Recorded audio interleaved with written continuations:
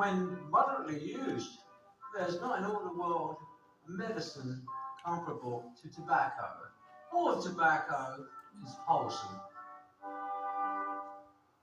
Of all the plants grown and used by human beings, not one has sparked controversy like tobacco.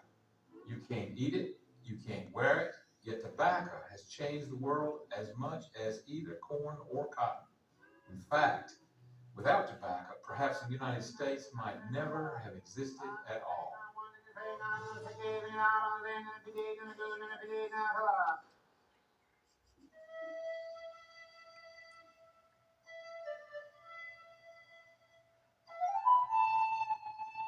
Christopher Columbus recorded in his log that the natives carried a lighted brand whose aroma it was their custom to suck. It was a member of his crew, Rodrigo de Jerez, who became the first European smoker in history, but certainly not the last.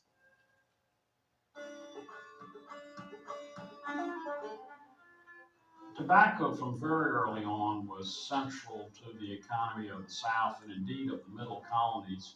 Tobacco played such a central role that it was a medium of exchange, like a form of currency. I say, if you can't send money, send tobacco.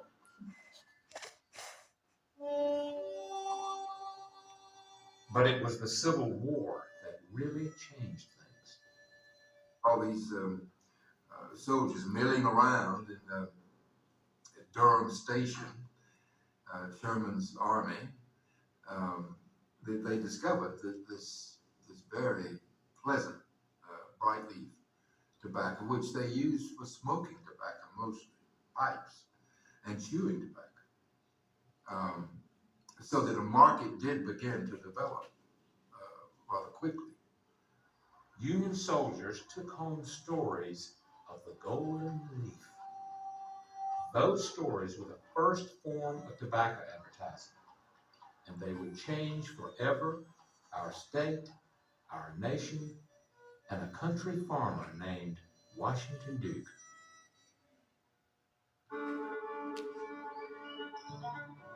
After the South's surrender, Washington Duke, farmer, soldier, and former prisoner of war, walked home with 50 cents in his pocket. The region's economy was in ruins, and Duke found almost everything of value on his farm gone, except for a wagon load of tobacco and 2 blind mules. He comes back to the farm, which today we call the homestead, and tries to pick up where he left off, but somehow he made the decision that the smart thing for him to do would be to go into the home manufacturing of smoking tobacco. That he would put his young children to work helping to beat up, flail this tobacco into smaller pieces, hire some help if necessary, and then he would peddle smoking tobacco. Soon he converted a small barn on his property into the first tobacco factory. In 2 years, Duke built another, larger factory to keep up with the demand for his processed tobacco.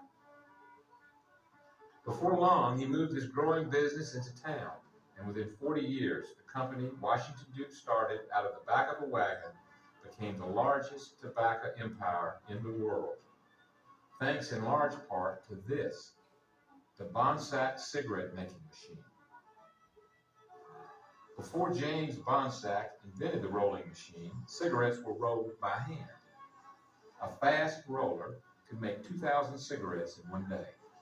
Bonsack's machine could roll 120,000 a day, or as many as 60 of the best workers.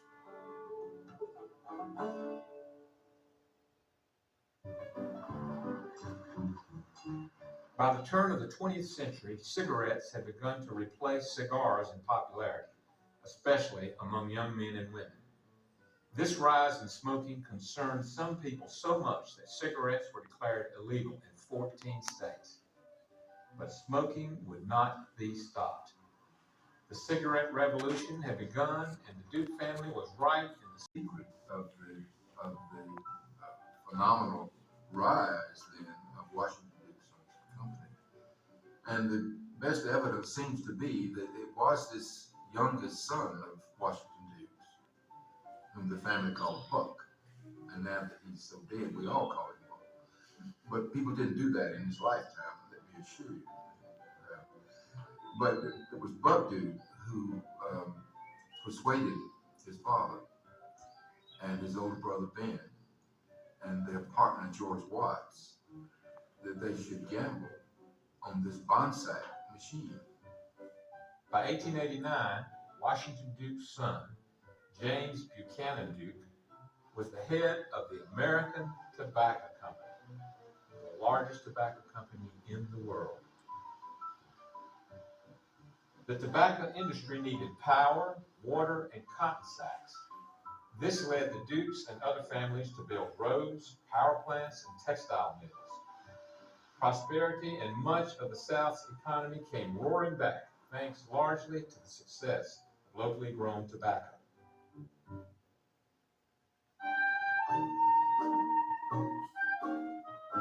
When the United States entered World War I, cigarettes were such a big part of a soldier's life that General Black Jack Pershing, commander of American forces in France, cabled Washington, "Tobacco is as indispensable as the daily ration. We must have thousands of tons of it without delay."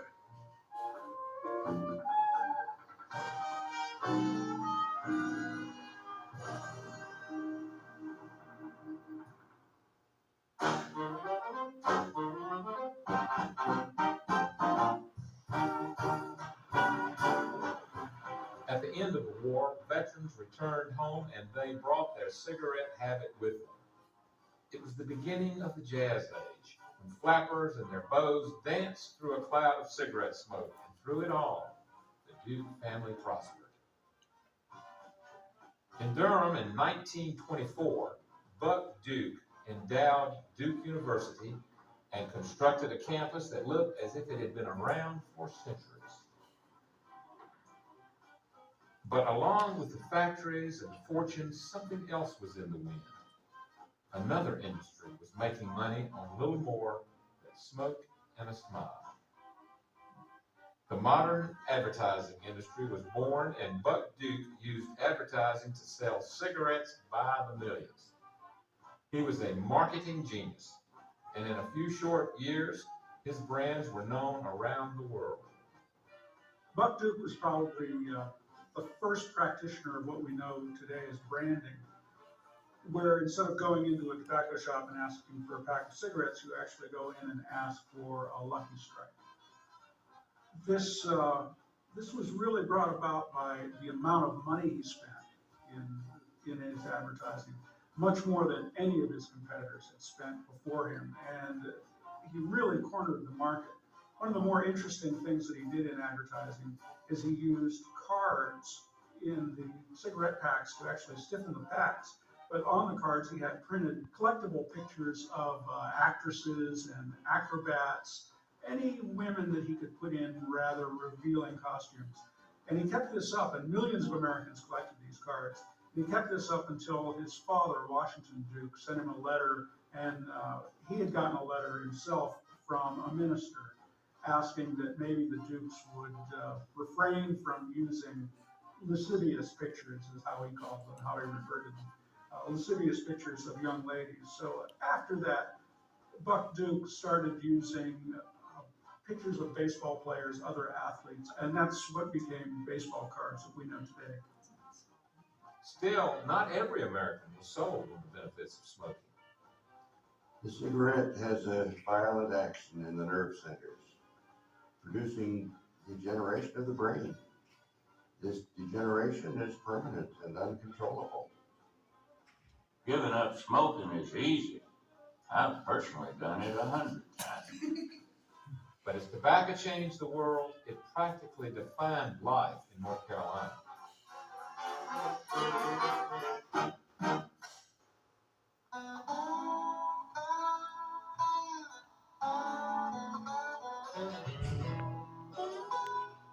It is true. From the period when the tobacco plants are set in the field There is no resting time until it's housed. Working tobacco when I was young, we had to work from sun up to sun down. And there was no Pepsi Colas and no ham biscuits and things of that nature. It was hard. Sometimes it was after sundown too, and before sun up. Many North Carolina children spent their summers working the tobacco fields, causing more than one to wish they were back in school. But once the tobacco was harvested and cured, then came the most exciting time of the year. A time that was a carnival, Christmas, and your birthday all rolled into one.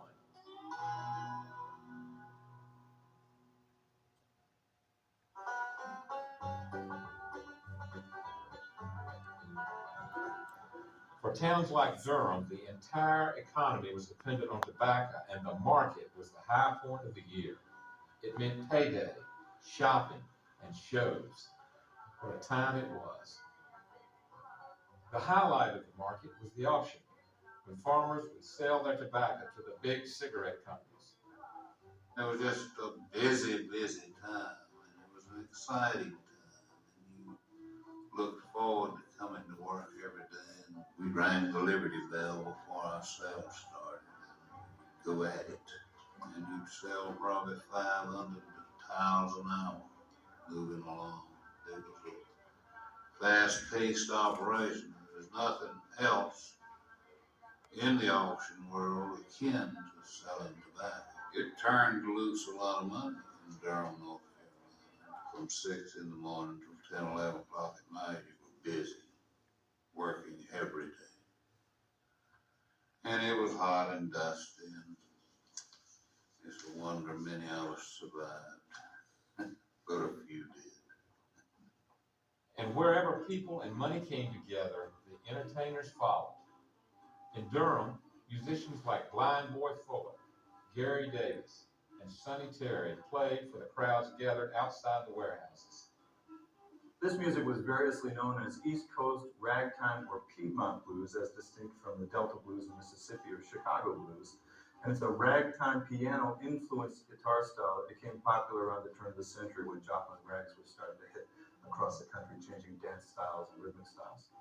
Durham was the last Southern home for Sonny Terry and Brownie McGee and Reverend Gary Davis, who all went to New York City in 1942.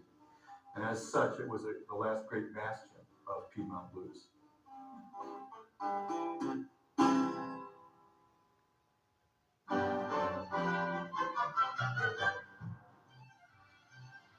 In cities like Durham and Winston-Salem, cigarette factories employed thousands of people, and their pay supported almost every aspect of the community. The wealth brought by tobacco was the foundation of the state's economy. And following the Duke family's philanthropic example, individuals and corporations donated millions to build hospitals, museums, schools, and theaters. Everywhere you look, you can see how tobacco changed our streets, our skyline, and even our sports.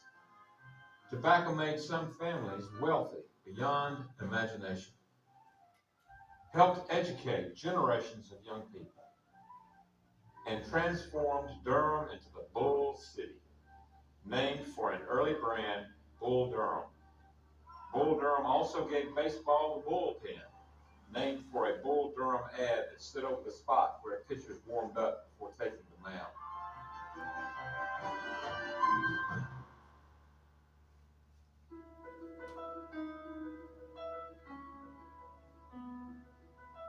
But nothing ever stays the same.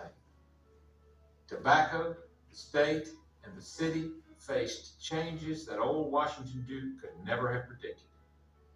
In 1964, the Surgeon General of the United States linked cigarette smoking with cancer, and in less than 10 years, cigarette advertising would be taken off television and radio.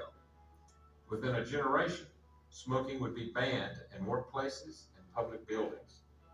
Tobacco would continue to be a major economic influence in American life, but the way it did business would be changed forever. Even Durham, once the Bull City, changed its name to the City of Medicine. And the auction houses that once rang with the noise of a crowded market found new life as shops and luxury apartments. The factories that manufactured cigarettes for the world are silent, replaced by new industry. And the aroma of the golden leaf that once sweetened the city's air is just a memory. But tobacco, from Duke University to the city's grand old neighborhoods, will be with us for a very long time.